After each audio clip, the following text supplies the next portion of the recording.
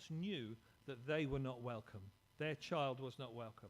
They could tell, hey, we're welcome one and all to our lovely inclusive school. Look at our brochure, it's lovely. The parents bring their child in, they're not welcome.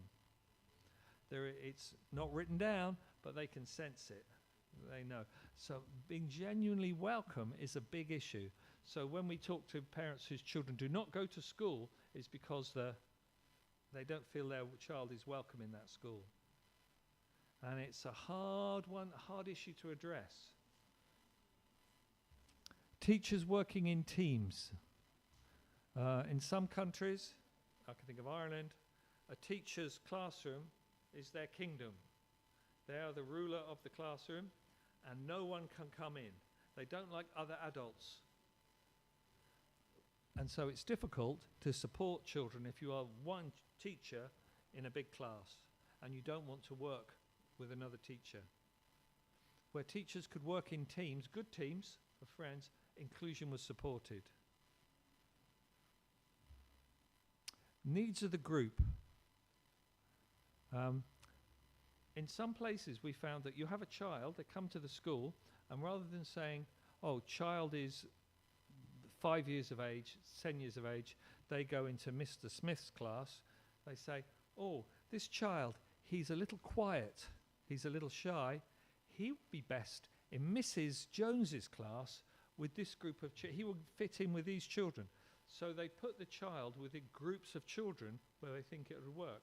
Whereas you have a boy who's very loud and shouty, he goes to Mr. Smith and he goes with this group of boys. He would be fine there. But that's very, very rare. Very rare, we found. Contracts being simple and honoured. So problems, I think it's probably the same. Your child needs speech therapy, physiotherapy, medical reports. In some places, they happen like that. Like that, straight away. But in most, they don't. The parents have to drive and drive and drive, and the paper is here, and then the person's not there. It's hard. So support being really straightforward and accessible, very helpful. Okay, those are the good things that we found where that was inclusion really was helped. On the other side are the things that seem to support inclusion. Now, are you all okay with me just talking? Is that okay? Okay, I don't want, because I know it's hard to listen to someone speaking in English, isn't it, for a long time. So are you okay? Okay, you don't want to okay. Right, okay. One day I'll be able to switch into Bahasa Indonesian like that. I switch, yeah, but not today. Sorry. Okay, medicalized advice. This is something that is really a big thing. So people, we want our child diagnosed, we want them in school, and to do that they get medicalized advice. So they go to a doctor, psychiatrist, a psychologist, and they say, like Francesco has autism, he has these problems with his language, blah, blah, blah, blah, blah, blah. And he gets a label, tick. But when that information comes into a school, it does not say anything about how to teach that child in a school. So teachers have a medical report, but nothing to help them teach. It doesn't say, for example, Francesco needs a quiet classroom. His teacher should use a visual timetable. It would be useful if he had a communication pad. But that's never there. It just gives a medical report. Sticky labels with funds. So sticky labels, diagnosis, medical diagnosis, autistic spectrum disorder. You have that label, and you need the label. You must have the label to get the money. So if Francesco lives far away and his parents can't afford to buy an assessment, he doesn't get the label, the school don't get any money, and Francesco has no support. So that's a problem.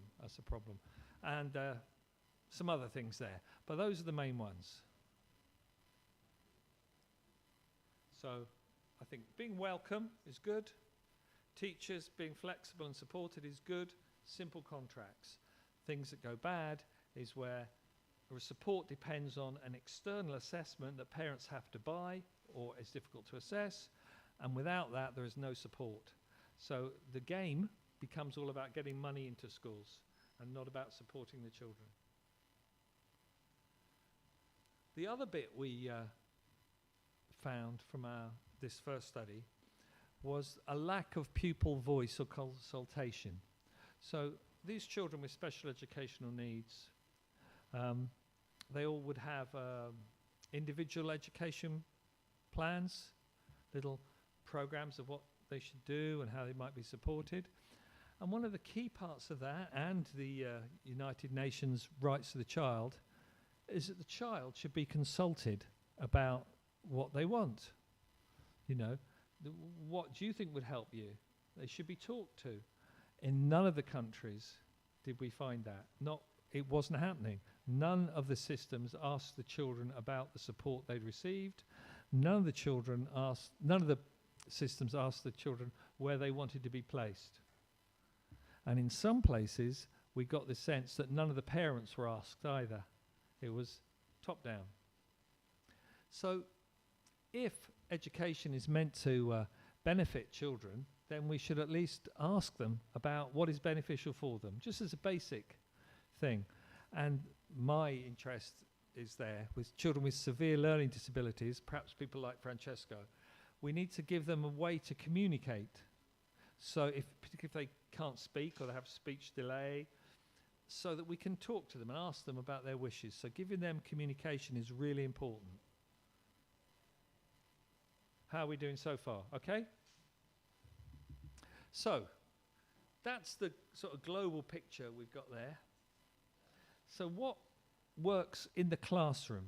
So when we talk about inclusive education, lots of policy, lots of government policy, lots of research about policy, big books about policy. But you say, how do you teach in an inclusive classroom? Hardly anything. Hardly anything at all.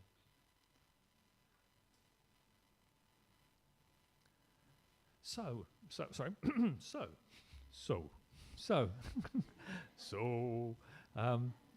this is the follow-up study we did where we looked at research, international research, where the studies looked at which approaches worked in inclusive classrooms and produced positive outcomes for everyone. So not just children with disabilities in the classroom, what worked for every child in the class, what seemed to work. So we looked at children between the ages of 7 to 14 in mainstream classes. We screened 3,462 research articles, which was a lot. And this is what we found. These are 5 features of inclusive classrooms. When teaching seems to support inclusion, this is happening. Okay? The first one is that social engagement is intrinsic to the pedagogy. Sorry. What that means is you're teaching the children through interaction. Now, I think for Indonesian context, it would be odd for me to say that because you'd say, well, that's how we teach. But that's not the way in other countries. And it's not the way perhaps in some secondary schools. But that thing about having social interaction is the important part there. Next, progressive scaffolding of the activities. So we can start at different levels of the same thing for different children. But it's all on display. It's all there for the children. The authenticity of classroom activities, that it makes sense to the children why they're learning what they're learning. Pedagogic community is a nice one because it is actually the pedagogic community of the teacher. The teachers who were able to teach in this way had friends, basically. They had friends who they shared their thinking with, who felt the same as themselves about how learning occurs.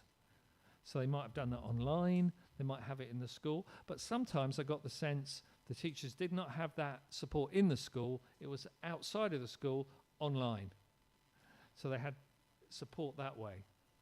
And the last one, flexible modes of representing activities, so that you don't just have everything talking and chalk. You would have models, you would have physical games to play, maybe songs. Again, in Indonesia, I'm saying use songs. You know about songs, but not everyone does. You know, songs and actions. Yes, songs and actions. I would say things that make it interesting and happy. So those are the 5 things. They came out of all those studies. So where everyone was learning, that was happening. Okay, so there we go. That's me when I was very young. I was a teenager there. I was a child. So when I was on that first study, I went to Japan. Yes. And in Japan, I met Prof Budianto from UNESA. And we're having coffee, and we're talking, and we talk about inclusion. And I said, well, the key thing is communication, social engagement. He said, oh, he nodded. And then we communicated a bit later on email. And so we got a small grant. And we thought, is there a way we can get those 5 features and incorporate them into what would work in Indonesian classrooms in a way that is Indonesian? Because there is a problem with flying in,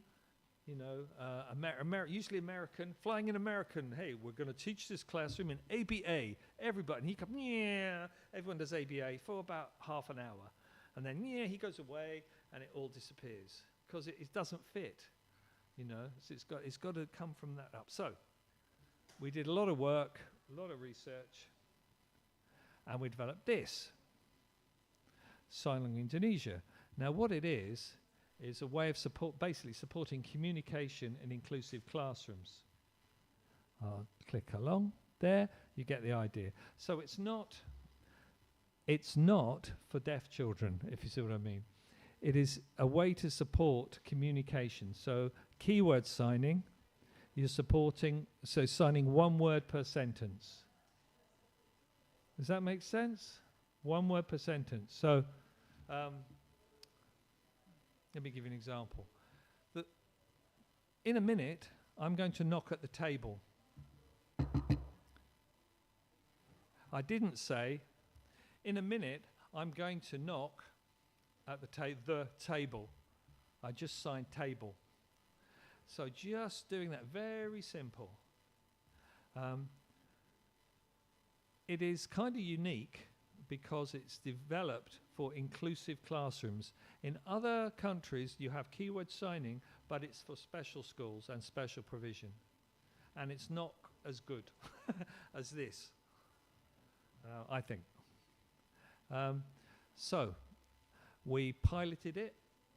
We did lots of large-scale studies across Indonesia with different teachers in different provinces and regions. We got feedback on what they liked, what they didn't like. We changed things. But the unique thing is it be used by all children because it is only the odd simple signs. But does it work? Sorry, there we can see it used in a secondary school classroom at the top and then outdoors activity at the bottom. I've got the wrong one. Okay. We did lots of different materials, supported it. So we had, when COVID was around, we made stories and videos. We had an animated character, Pak Kumis, with his moustache.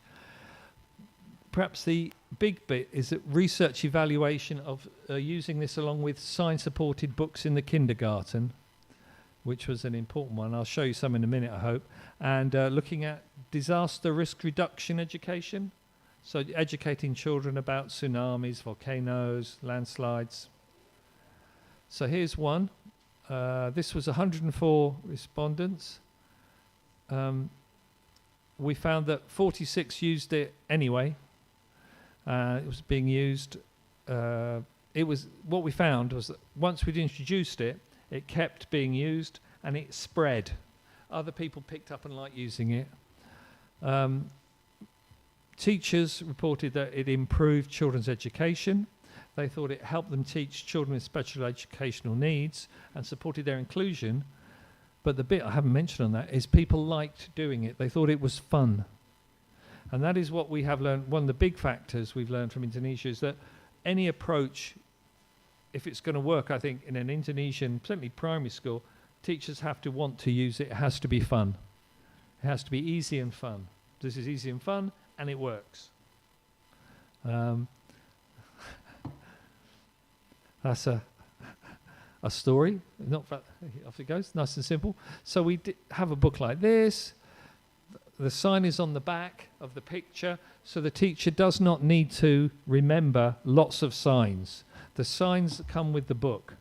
So immediately there is no pressure on the teacher. They put the book down, they show the front of the book, which has the picture, and on the back it gives them the keyword sign. So, bapak is there. So that is the keyword sign, and that's the only sign they need for that page. So it's a no pressure response. These are just examples of people having fun using the approach. So you can see it being used there. So we have the picture on the front, but behind that is the text and the one sign. So the teacher can always see that. So they don't need to remember lots of things. They can see it there.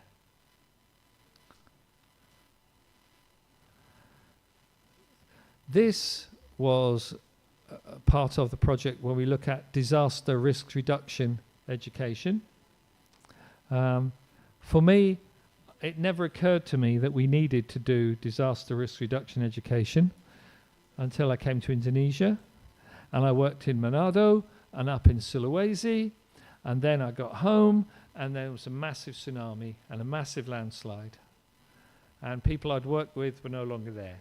So I thought we must do something. So with my colleagues here, we developed these books to teach children about disasters and things. The key part of this is that it's understandable by all children.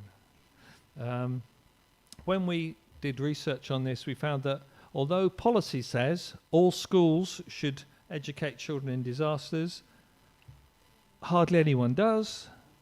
And how many of those schools make their teaching accessible to disabled children? Almost none. Not none, there is really good practice, but mostly none.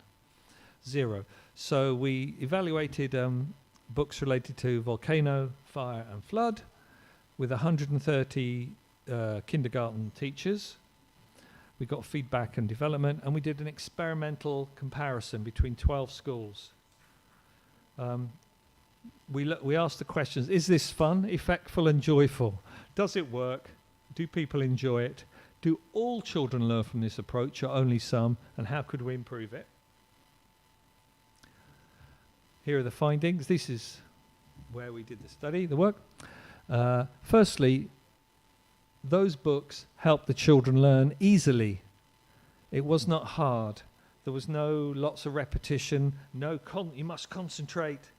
There was no shouting at them with loudspeakers. Listen, what did it was just a fun little story. Everyone engaged.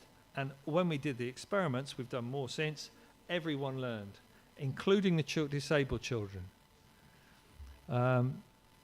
We compared using the keyword signs, one sign per sentence, with the same books in the same way with no keyword signing, and learning was down here. With the keyword signs, learning is up here for everyone. Now that's the first study ever. This one was the first study to look at using this approach for disaster risk reduction education. So, the idea that UNESA is leading the way and is first is here. The thing I liked is, and I think, is the fact that it made learning fun and that children enjoyed it, meant they asked again, can we do the story? Can we do the story with the sign? And so they learned easily. And the big thing here, another big thing, is it was an approach designed for all the class, not just for disabled children. In fact, if you had no disabled child in the class, people still used the books because the children liked them. Oh, is that the end? Yes. And here are some references if you're interested in any of that.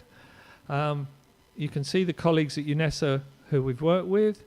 We're an international team, but most of our team is from UNESA. There's one person from where's Shirley? She's from Jakarta, but we have that. So I'll just show, I think that's my end. Let's have a look. Oh yeah.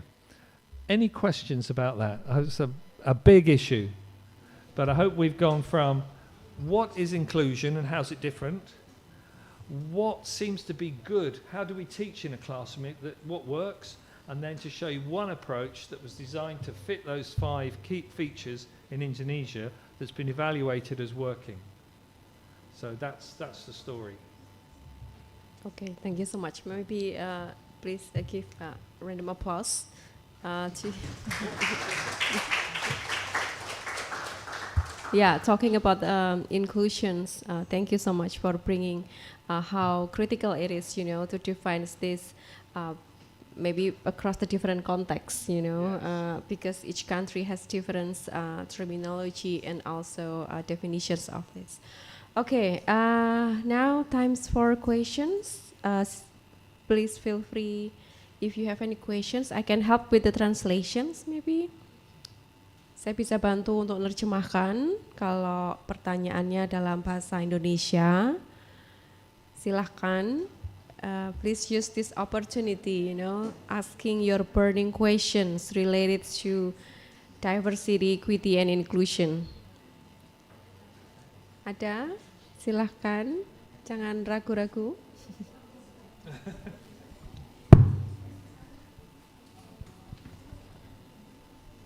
Mana?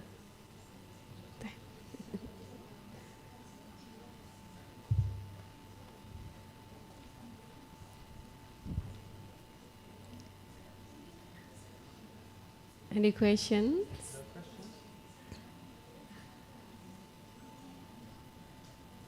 I have a question. So I wonder how did you conduct the study when you frame it as a case study? You explained it that this big study is a case study. The one with the little boy with the chicken. Mm-hmm. Yeah.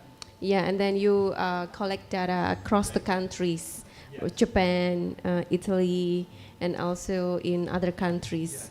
Yes. Could you please share on how you conduct this study? I mean, how can you gather data? I believe that this is a big data because case study is really specific, right? Yeah. Do you mind to share on that? I'll go back to him.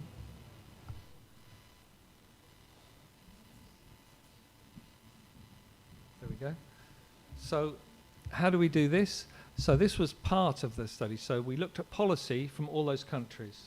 That was about a year and a half of looking just at policy documents.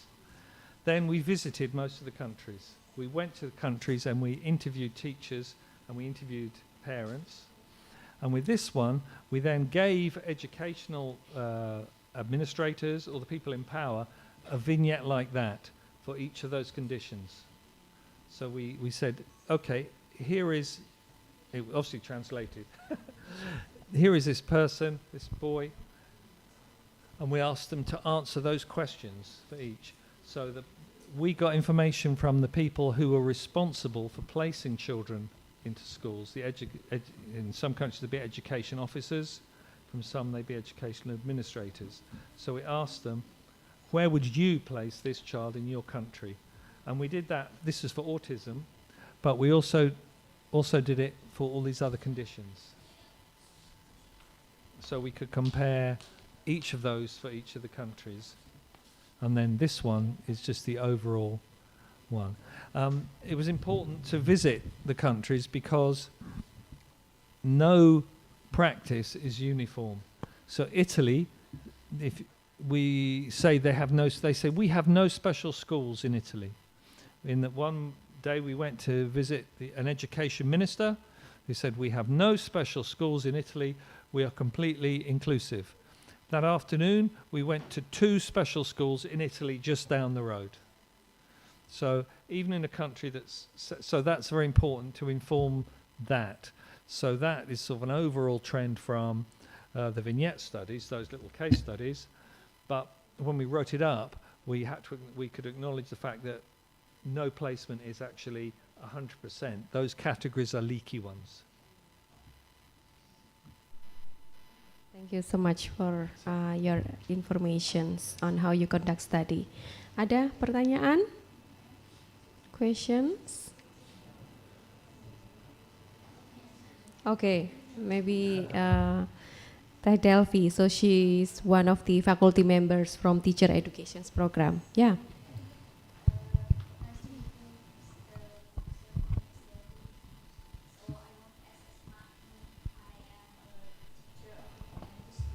Mic-nya.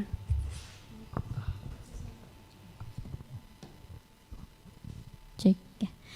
And then when I see the report that in Italy and Norway, even they make it the what is that? There's no segregation. There's every school is mainstream. Yeah. Yeah. But as you are an expert, which of those that might be more comfortable, either for us, maybe for normal student, and also for the special student, because in my opinion, not all of special children capable to in the education in the mainstream school. Maybe they maybe the deafness. They might have 20% of deafness, maybe more than that. As I know, I don't know much about them, but as long as I know, as much as I know, they have a percentage of deafness and everything. What if the deafness is like 80% of them? Is that possible to be in school, in the mainstream school? That's it. Thank you. Good question. 2 parts to that. 2 parts. The first bit is Italy, it's not all mainstream. They say they are, their policies say they are, but they're not. Norway says we're all mainstream, but they're much more integration than proper inclusion. But we know that because, like your question, how do we do that? We went to the countries and looked. The next bit is, it depends on the school. I can think of a primary school, elementary school in the UK, that your child who's got 80% loss of hearing, cannot hear at all, would do brilliantly. They would have a great time because the head teacher comes in, does assembly, and he signs. They have 2 really good support shadow teachers, support learning assistants who sign and support, and there is a signing sort of culture in the school. That is rare though. In other schools the child would struggle. But it depends on the environment. It may just be the child needs equipment.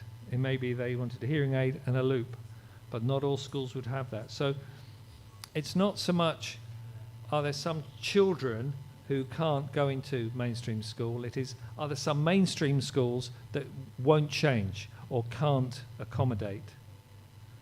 So that's more the big question. There is, however, always in this topic, you say one thing and then you say, however, this is the however. Deafness is a good example. So if you're someone who comes from a deaf community, a child who is deaf, maybe whose parents are deaf, has a local deaf community, like in Indonesia, you know, they use Bisindu or Katakolek in Bali or something like that. You know, there's a good case, I think, a good case to be made that they might do better in a school where people spoke their language.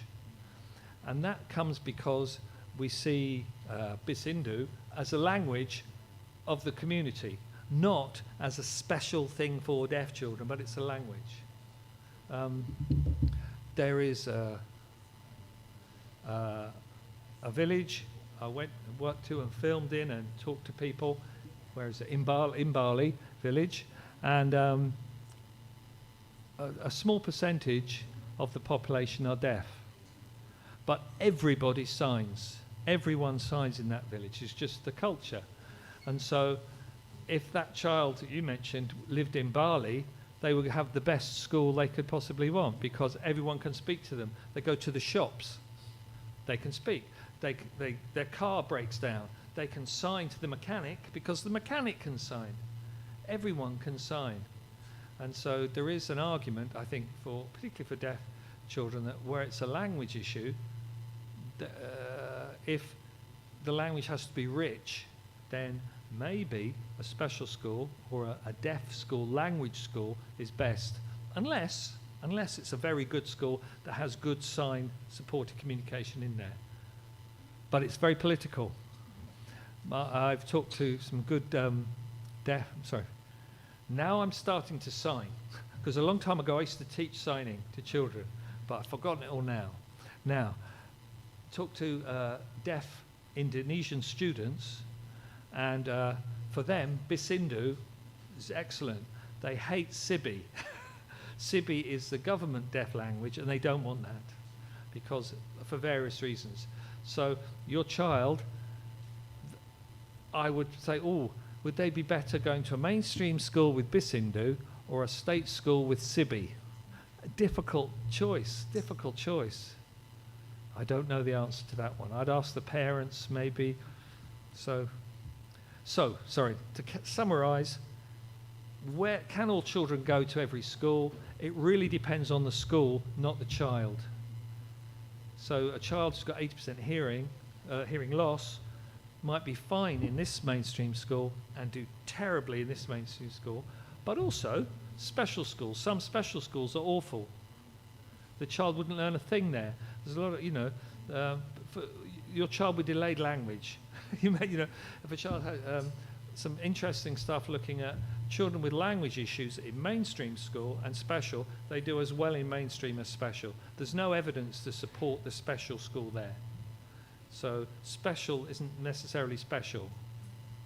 Sorry, long answer. Apologies. Sorry. Any questions? Ready? Yes, Bu.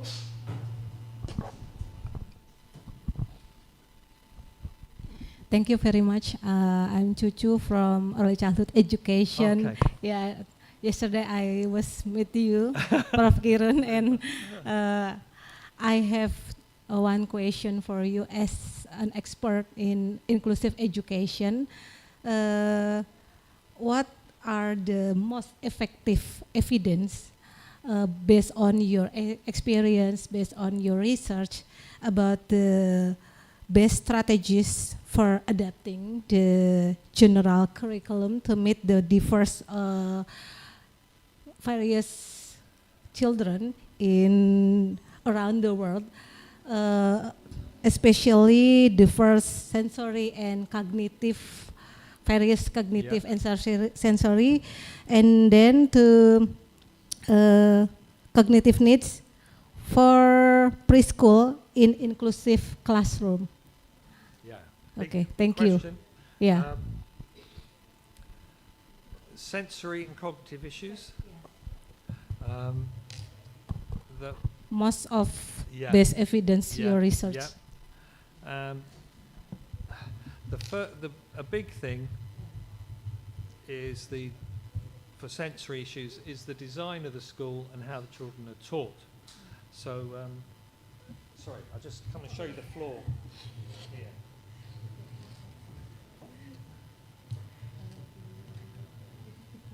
So this is the floor.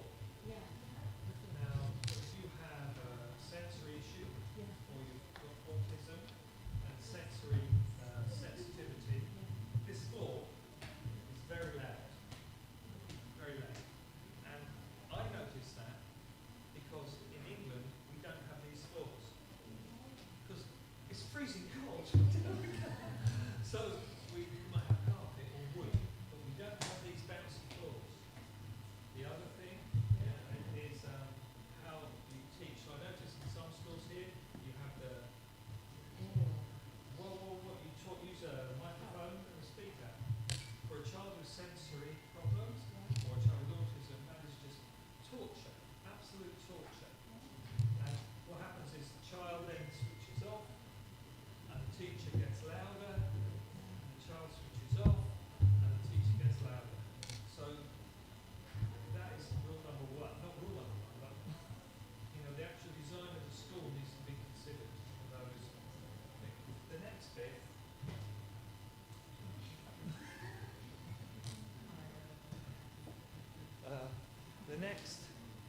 the next part is how do you differentiate perhaps the teaching you're doing for those different children? I would recommend using AI. So you have your plan that you've written for your class, and you put in, how do I differentiate this activity for a child who, to make it simpler, or here are my instructions, or here's what I want the child to do, break it down for me, and get AI to do it for you, because you will spend maybe, say you spend 2 hours writing your plan, and now it's 10 o'clock at night, and you're tired. Do you spend another 2 hours writing a simpler version? You probably won't, will you? Unless you would, I know you would, you'd be there at night, but the rest of them, they wouldn't. They'd go to bed. But you'd be up there working. But AI could do that for you very helpfully. So you just have to check. So I'd recommend that. The other issue is the structure of the room is a visual timetable. It works well for all children, a visual timetable. So the child comes in, they know the day, and then you know what I mean, visual timetable? So a picture that we start off what we're doing, we're going to do story, then we're going to do dancing, then we're going to have lunch, and there's a picture for each. So that the child with learning difficulties comes in, or the child with autism comes in, and they can see what they're going to be doing that day. Because for some children that change and not understanding what's coming next is the issue. And you'll get tantrums and they'll get upset and cry. Whereas if you have a timetable, those children understand it and everyone else will understand it too. So those would be my first two. So what am I saying? Think about the volume and the sound. Think about the visual timetable. Use AI for suggestions to simplify activities. Save yourself time. Don't trust it 100%. Check it, but just look, you know. So a good example, story. We want to have a story about how to go to the shops and buy some fruit. Go to a market, buy some fruit. So you write it out and the children are going to read the story. But that's too complicated for this child here. Simplify this story. Done. Now the child has a simple story, win-win. That question. Hope that's helpful. Thank you so much. Okay, thank you, Bu. Any more questions from students, maybe? Yeah, student on the back. Could you please send over the microphone? Okay. Good afternoon, Mr. Good afternoon. Please introduce yourself. Okay. Yeah. Hello, Mr. My name is Ustadul Maufiro. I'm currently pursuing a master degree of early childhood education. Okay, I have a story to share with you. And then during my internship at a school in Surabaya, I observed that some parents had difficult accepting when teachers identified their child having a special need. Yeah, even though professional assessment later identified that the child was on the autism spectrum. Yeah. Based on this experience, I want to ask the following question. How can children with special needs be identified in early life? Is it possible to detect developmental or special needs condition during the pregnancy? Thank you. Ooh, okay. Big, right. 1, 2, 3 things there. I think 3. 1, parents who don't want their child identified or assessed. It's very common. In some places, that is because disability is stigmatized. So if you have a child with autism, that means you, the mother, or maybe the father, did something wrong in a previous life, or it is punishment for doing something wrong now. So there is a spiritual blame that goes on. For some situations, that is just not horrible, but in some African states, that would mean your child would be killed. So parents would hide their children because they do not want their disabled child to be identified, because it would probably result in death. So that's where that comes from. And sometimes schools want the assessment because they want the funds, the money that follows the assessment. They want the child. And other times, we believe this child has unmet needs. Please, we'd like to have them assessed. But so not all parents, you're quite right, not all parents want their child identified. Usually because it stigmatized them, and there's nothing wrong with my child. Nothing wrong with him. He just a bit different. He will catch up with his brothers. But they won't. Right, so the next bit, at birth, pre-birth, it depends. It depends on the disability. So some, yes, you can do genetic tests and identify early on. The issue comes then, and we have the technology to do that, not for all disabilities, but for some. What do you then do? Once you have identified your child as having a disability, pre-birth, what do you do? In Iceland, you know Iceland? Up in Iceland? Iceland, North Pole, ocean, Iceland, Greenland, where Donald Trump wants Greenland, Iceland, which Donald Trump thinks is Greenland, but it's not, Iceland. In Iceland, they introduced early screening to mothers, early screening. And the early screening picked up Down syndrome. You know Down syndrome? Okay. What do you think happened as a result of that? There are hardly any children with Down syndrome born in Iceland. Because although they said this is just to identify, just to identify, and we support children with Down syndrome in our country, we're an inclusive country, virtually no children were born with Down syndrome. I think there's probably maybe even one, they stopped being born. Because there was social pressure on the mothers to remove the child pre-birth. So that's difficult, because where you have the screening, sometimes you must have an expectation. We're screening because we don't want your child as a society. It's quite complex, and mothers feel under pressure, social expectations. In Ireland, I family Irish background. When one of our children was, my wife was pregnant, we had the scan and they did the scan, but they would not tell us the result.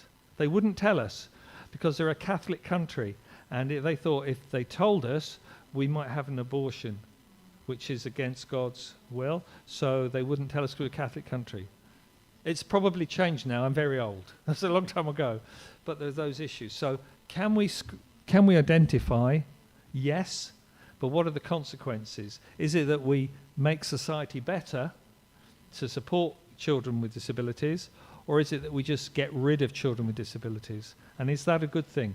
Autism. How many great things in life have happened because of people with autism in society? I have friends, cousins as well, who have Down syndrome, who have great lives, happy and full lives. Would I want them to have been diagnosed early and moved away? No. But, and as I say, however, always however, we can also diagnose lifelong painful and damaging conditions. And in that case, I think, a difficult decision might be made because you're preventing a life of pain. But, however, we can't always trust people's judgment. So in America now, you can screen and select for gender. So you say, yeah, I think we want a girl, and we'll have a girl, or else we'll have a boy. In India, they'll load it for boys and not girls. So we're getting rid of girls. So the whole early screening, we have the technology now. It could be really helpful for those painful, terrible conditions that lead to lives of pain, but they're also used to get rid of children who may be stigmatized, or to promote societal things like we want boys, we want girls, we want blonde hair, we want brighter children. We can't do that yet, but people will. They'll pay money to select for brighter children. So it's a really thorny, a difficult issue. Sorry, thank you for asking a terribly Thank you, hard Mr. question. Yeah. Difficult question. Yeah, maybe one more last question. Yes.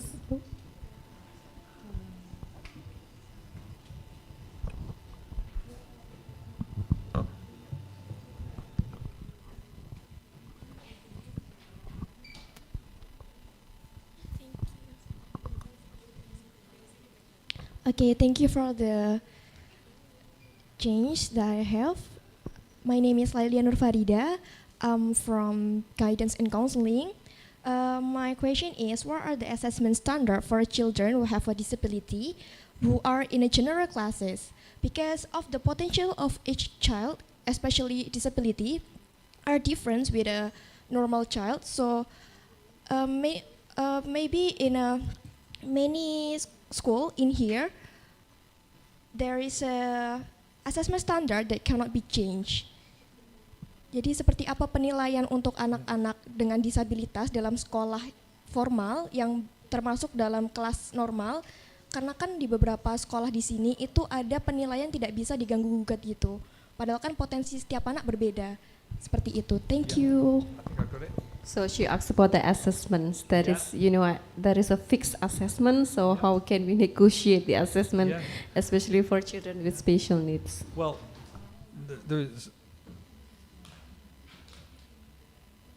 So, children on the with autistic spectrum, many would do completely would sail through assessments. Children with cerebral palsy, no problem with assessments. With support, children with dyslexia, no problems. Social, emotional, behavioural problems may affect their behaviour at school, but it would not require assessment changes. So it's only things like learning disability, profound disability, and maybe deafness, which would impact on their assessment and their things like that. With deafness, you do need to put support in because children who are deaf, profoundly deaf, usually struggle to read because reading is in our country, English language, and they're signing in BSL. So that needs support. Reading is often an issue. For children with learning disabilities, yes, we don't change the assessment standards. We don't say GCSEs are lower. You have to rise up to get them. For children with profound and multiple disabilities, yeah, we have assessments that are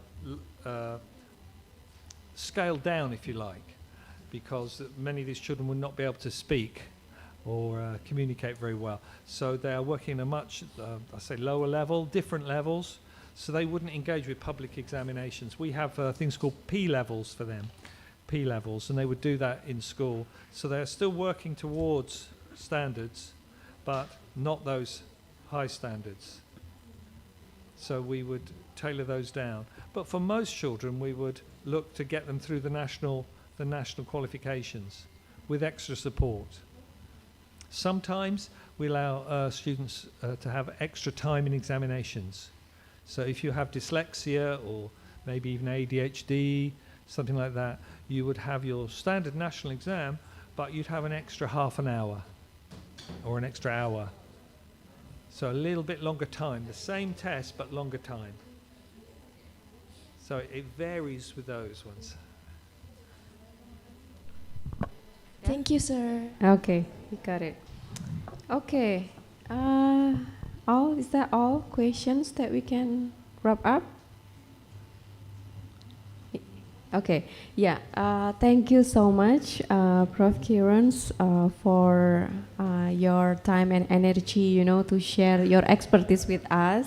So maybe one sentence that I can share is that promoting inclusion requires a continuous effort and learning, and this is a big homework for us, and especially for educators on how you, to what extent you can negotiate and commit with the inclusions issue. Once again, thank you so much for being here and be part of this guest lecture. Please random applause for everyone. So yeah. Good evening, good afternoon, last word, and I'll see you in the next sessions, which is maybe tomorrow, right? You'll have again, yeah. Yeah, thank you everyone. Thank you. Thank you.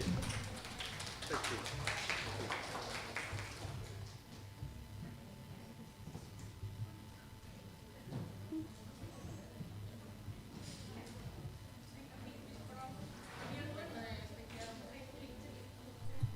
So maybe any photo sessions or not?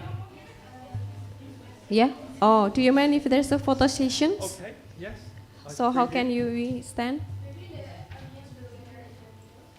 Oh, cukup.